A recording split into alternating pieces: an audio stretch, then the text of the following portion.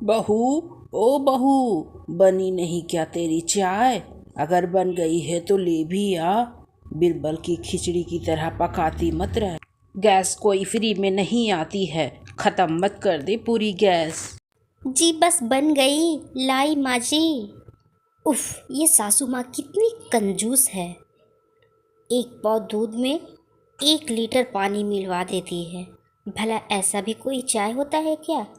मुझे तो ये चाय पीने का मन भी नहीं करता। चाय कम पानी ज़्यादा होती है। उफ, सासू माँ की कंजूसी के आगे तो बनिया भी शर्मा जाए। रिया का अपनी सास के लिए ऐसा कहना बिल्कुल सही था, क्योंकि मायावती बहुत ही कंजूस और मक्खी चूस औरत थी। ये बात गांव में आस पड़ोस के लोग को भी पता था। थोड़ी ही देर में वहाँ सब्जी बेचने वाला भी आ जाता है। सब्जी ले लो, सब्जी ताजी ताजी हरी हरी सब्जियां ले लो। इतना सुनकर रसोई में से बहू निकल अपनी सास के पास चली आती है।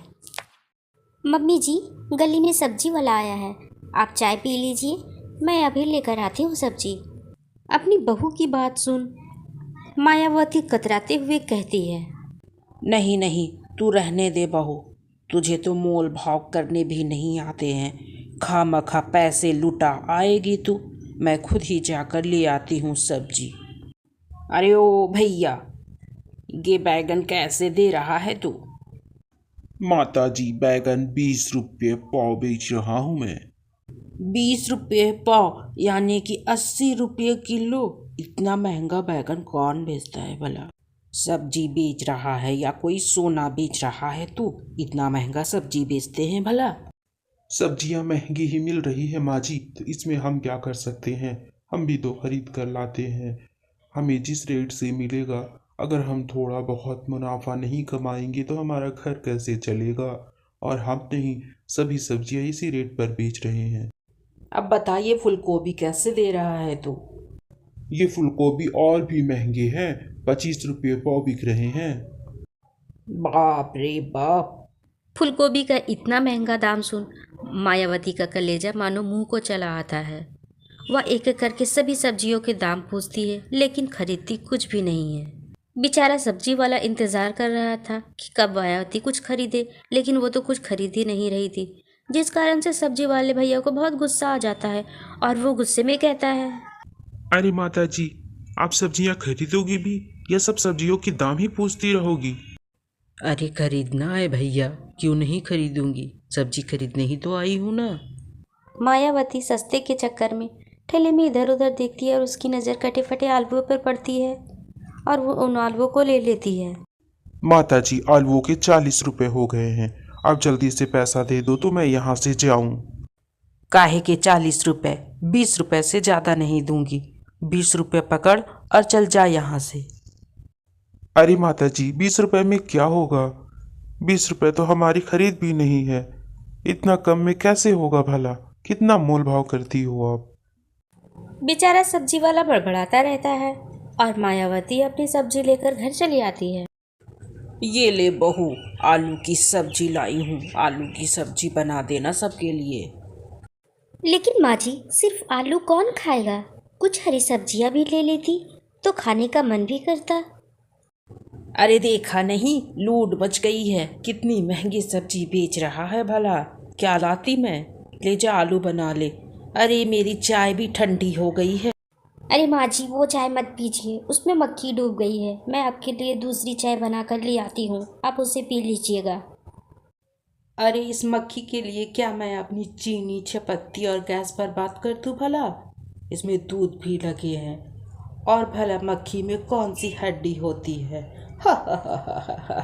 इतना कहकर मायावती चाय में से मक्खी निकालकर उसे भी पी लेती है। आखिर कंजूसों का हाल कहाँ सुधरने वाला था, तो मायावती कैसे सुधर जाती। इधर रिया किचन में जाकर सभी के लिए रोटी और आलू की सूखी सब्जी बनाकर तैयार कर लेती है और सभी घर वालों को खाना परोस देती है। तभी सूखी सब्जी और रोटी देखकर रवि नाक चढ़ाते हुए कहता है, रिया, ये सूखी सब्जी और रोटी क्यों बनाई है। घर में कोई हरी सब्जी नहीं थी क्या। जी जी, वो इन्हें क्या बताऊं अब कि मेरी कंजूस सास ने सब्जी नहीं खरीदी। सब्जी तो आई थी बिकने बाहर, हरी हरी ताजी ताजी। रिया, एक काम करो, मैं तुम्हें कुछ पैसे देता हूँ, आज उनसे कुछ सब्जियाँ और ठंडे फल ले आना। जी जी ठीक है, ले आऊंगी सब्जियां जाकर। तभी मालावती पैसे देख टपकते हुए कहती है, ला मुझे दे दे पैसे, मैं शाम में टहलने जाऊंगी तो सब्जियां लेकर चली आऊंगी। इतना कहकर वह उससे पैसे ले लेती है। देखते ही देखते शाम हो आती है। इधर रिया भी अस्कताते हुए अपनी सास के पास जाती है और पूछती है, माँ जी शाम ढल गई, रात भी हो गई और आप अभी तक सब्जी नहीं लाई। अरे जा रही हूँ बाबा, थोड़ा 8-9 बज जाने दे, उससे सब्जियों का भाव कम हो जाता है। तुझे तो सिर्फ पकाना होता है, राशन पानी खाना हर चीज़ का हिसाब तो मुझे रखना पड़ता है, हर चीज़ बचत मुझे करनी पड़ती है। बहू को 4 बातें सुनाकर आखिर 8-9 बजे मायावती सब्जी लाने बाजार जाती है और सड़ी गली सब्जियां लेकर घर को आती है। अरे मायावती, कहाँ थी तुम अब तक? इतनी रात में सब्जी लाकर दोगी तो बहू कब खाना बनाएगी भला? कितना देर हो गया है, कब से हम लोग इंतजार कर रहे थे। अरे तो क्या हो गई, देर हो गई तो कौन सा बहू को चूल्हा फूकना है, गैस टिपी और जल गई, खाना बना ले आएगी तुरंत, इसमें क्या हर्ज हो गई। ले बहू सुन, इधर आ, मैंने फूलगोभी और बैगन लाए हैं, जा जल्दी से फूलगोभी और बैगन में से कुछ भी बनाकर ले आ इन लोगों के लिए। रिया अपनी सास के हाथ से सब्जी का थैला लेकर मुस्कुराते हुए किचन की ओर चली आती है। चलो अच्छा है, मेरी कंजूस मक्खी चूस सास सब्जियां तो लेकर आई। वैसे भी बैगन का भरता मेरा फेवरेट है, आज उसी को बना लूंगी। रिया जैसे ही किचन में जाकर सब्जियां थैले में से उछलती है, वह सब्जियां देखकर दंग रह जाती है। हे ऊपर वाले, ये क्या? ये तो सारी सब्जियां सड़ी गली है और ये फूलगोभी तो पूरा गला हुआ है। अब मैं क्या करूँ? अपनी सास का कितनी कंजूस है ये। सब्जियां भी लाई तो सारी सड़ी गली उठा कर ले आई। एक काम करती हूँ, बैगन थोड़े अच्छे लग रहे हैं उन्हीं को बना देती हूँ, बाकी सारी सब्जियां डस्टबिन में ले जाकर फेंक देती हूँ। रिया ऐसा ही करती है, सारी सड़ी गली सब्जियों को डस्टबिन में फेंक देती है और बैगन की सब्जियां जब काटती है तो उसमें भी काने कुतरे रहते हैं। बहुत छाट कर सब्जियां बनाकर वह सभी को परोस देती है। अरे मायावती, ये कैसे बैगन ले आई हो तुम? देखो इसमें कितने बीज है, ये खाने वाले नहीं बल्कि जमीन में उगाने वाली बैगन है। अरे वो कहावत तो सुनी होगी ना तुमने कि कुत्ते को कभी घी हजम नहीं होती, वही हो तुम। सस्ती सब्जी मिली तो ले आई, क्या हर्ज हो गया इसमें, चुपचाप से खा लो, ज़्यादा नखरा मत करो। मायावती के ऐसा कहने पर सभी लोग चुपचाप वो सब्जी और रोटी खा लेते हैं।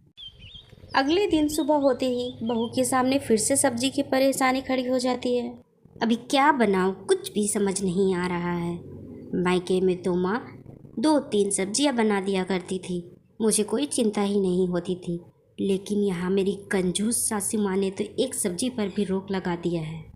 रिया अपने आप से ये बातें कर ही रही होती है कि उसकी सास मायावती भी वहाँ चली आती है। अरे माँ जी, अच्छा हुआ कि आप आ गई, मैं अभी आप ही के पास आ रही थी। वो मैं पूछ रही थी कि सब्जी क्या बनेगी। अरे ओ बहू, सब्जी क्या बनेगा का क्या मतलब है? मैंने कल ही तुम्हें सब्जी ला कर दिया था ना, उसमें से बैगन तुमने बना लिया, फूलगोभी और सब्जियां बची होगी उसे ही बना लो। हर वक्त बस परेशान ही करती रहती हो, क्या बनाऊं क्या बनाऊं। लेकिन माँ जी, मैंने तो वो सब्जियां फेंक दी, उन सब्जियों में कीड़े लगे हुए थे और पूरे सड़े थे, इसलिए मैंने सारे सब्जी फेंक दिए हैं। ए ऊपर वाले, ये कैसी बहू भेज दी मेरे मत्थे। बहू रानी, ये क्या किया तूने? सब्जियां फेंकने की क्या ज़रूरत थी? वो तो मैं हूँ जो ये घर भी चल रहा है, वरना तू जैसी है तो घर भी ना चले। घर में जो दाल पड़े हैं उससे बना और रोटी बना दे, और दाल रोटी ही सबको खिला, मुझे परेशान मत कर। बेचारी रिया करती भी क्या, वह सास के कहने पर दाल रोटी बनाकर सबको खिलाती है। बेचारी रिया के ससुराल वाले करते भी क्या, अपनी कंजूस माँ के आगे किसी की नहीं चलती थी, इसलिए जो रूखा सूखा मिलता वो खा लिया करते थे। इसी तरह वक्त बीतता जाता है और एक दिन मायावती बहुत बीमार पड़ जाती है। मेरी तबीयत बिल्कुल भी ठीक नहीं है, मुझे बहुत कमजोरी हो रही है, कोई तो जल्दी डॉक्टर को बुला लो, जल्दी से फ़ोन करो, डॉक्टर को बुलाओ।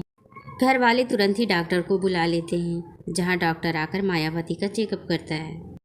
पूरा शरीर कमजोर हो पड़ा है, पता नहीं कैसा ख्याल रखते हैं आप लोग।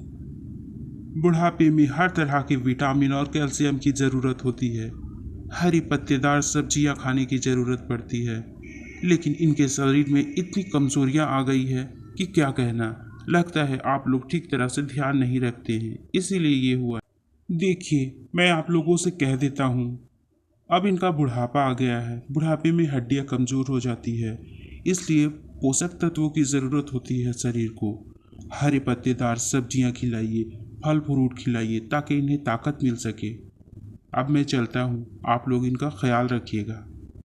ठीक है डॉक्टर साहब, हम माँ का पूरा ख्याल रखेंगे और आपकी बताई हुई सारी बातों का भी ध्यान देंगे। डॉक्टर के जाने के बाद पूरे परिवार का गुस्सा मायावती पर टूट पड़ता है। देख लिया ना मायावती, अपनी कंजूसी का नतीजा। ये देखो, बुढ़ापे में पता नहीं क्या करोगी तुम। क्या ऊपर लेकर जाओगी पैसों को जो जमा करती रहती हो? माँ, देख लिया ना आपने, जितने पैसे आपने बचाए नहीं थे उससे ज्यादा डॉक्टर ले गया। अब तो कंजूसी छोड़ दो। सबके इतना समझाने बुझाने पर मायावती की अकल भी अब ठिकाने पर आ जाती है। तुम सब ठीक कहते हो। अब बेटा, मैं किसी चीज़ में कंजूसी नहीं करूँगी, मुझे माफ़ कर दो तुम लोग। मायावती की ये बात सुन सबसे ज़्यादा खुशी रिया को होती है। अब मायावती ने कंजूसी छोड़ दिया था। सब्जी चाहे जितनी भी महंगी हो, वो सब्जियां और फल खरीद लिया करती और रिया उन सब्जियों को बनाकर खुद भी खाती और पूरे परिवार को खिलाया करती थी।